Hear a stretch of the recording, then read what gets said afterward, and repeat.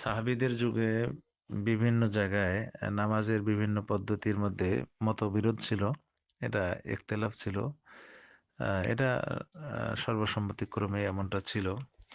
যেমন আজানের মধ্যেও পার্থক্য ছিল। মদিনায় আজানের মধ্যে তারজিহ ছিল।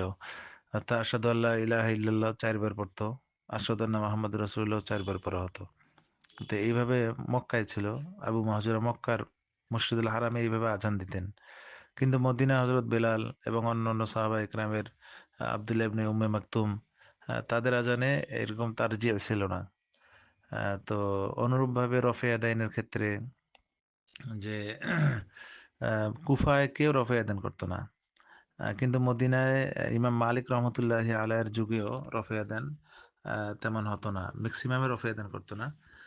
কিছু, কিছু রফে আদানের ছিল কিতাবে পাওয়া যায়। তো এরকম অনেক প্রমাণ রয়েছে। সাহাবাদের যুগে এই নিয়ে মতবিরোধ ছিল, আমলের মধ্যে তারতম্য ছিল। এতে কোনো অসুবিধা নেই।